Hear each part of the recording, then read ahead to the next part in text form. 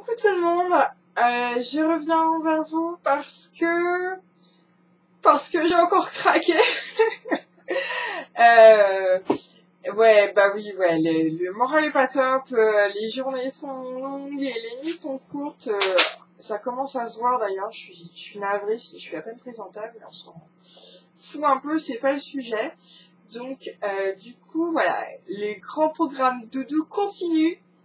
Et je suis revenue avec 2 lectures qui me font très très envie depuis le jour de leur sortie, où elles sont suivies d'une série de flopées de billets extra méga hyper positifs, en tout cas chez les blogueurs que je lis. Et je suis revenue avec ça. Donc Humaine, c'est la version française de Infinite Days que j'ai lu. Enfin voilà, l'avis qui m'a fait complètement chambouler, c'était chez Mademoiselle Lily, Lin's Book Overblog. Et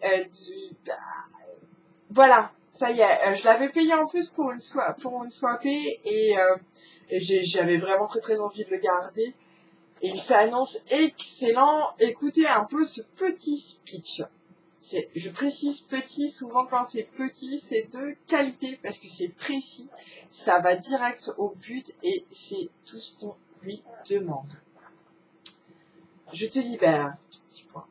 Je te libère, Léna Bodonte. Garde espoir et sois libre. Ce sont les derniers mots dont je me souviens. Avant eux, j'étais la vampire, la plus belle et la plus cruelle de tous les temps. Maintenant, je suis une jeune fille de 16 ans. Je veux sentir le soleil sur ma peau, ce que c'est que d'être amoureuse. Je veux savoir ce que ça fait de redevenir humaine. Donc voilà, une belle histoire où l'écriture est de qualité. Les sentiments sont bien sûr au centre, mais c'est d'une tendresse.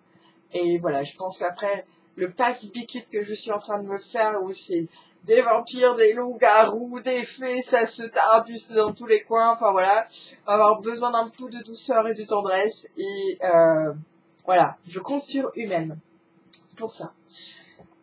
Après, le dernier jour de ma vie, la chronique qui m'a fait chambouler tout, c'était la vidéo de Jess Livre Addict. Donc son blog c'est Passionnément Jess. Elle a écrit une chronique superbe. Sa vidéo l'est d'autant plus et elle m'a touché au plus profond de moi. Je me suis donc bref, tout ça pour dire que quand je l'ai écouté m'en parler et que j'ai lu sa chronique après, je me suis dit c'est pas possible, il faut absolument que je l'achète ce livre.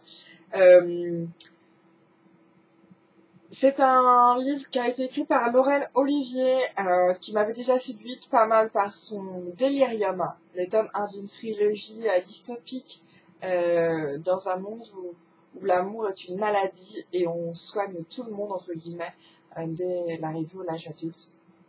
Et donc voilà. Là aussi, je vais vous lire le speech. Encore une fois, il n'est pas très très long. Samantha Kingston a tout pour elle. Le petit copain le plus craquant du monde, 3 meilleures amies géniales et une cote de popularité illimitée. Ce vendredi de février aurait donc dû être un jour parfait dans une vie parfaite. Pourtant, ce vendredi de février est le dernier pour Sam.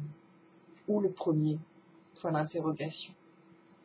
Et j'aime beaucoup cette note dramatique, cette touche dramatique, parce que c'est la grande détresse pour moi de finir un speech comme ça.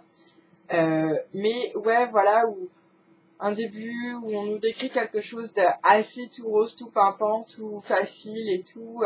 Enfin voilà, la fille à qui tout réussit, qui n'a pas de soucis, ou en tout cas derrière à qui elle devrait se poser des soucis. Et finalement, voilà, cette détresse qui arrive en fin de... Voilà, des lectures changeantes, plus jeunesse, plus tendresse, plus axées sur des sentiments et sur une forme de réflexion au sens de la vie. Voilà, même les lectures jeunesse ou young adultes peuvent le faire. Et oui, nous ne sommes pas que des lectures futiles. Je m'avance peut-être un peu en disant ça en fait. Mais voilà, j'ai craqué, je suis trop contente de moi.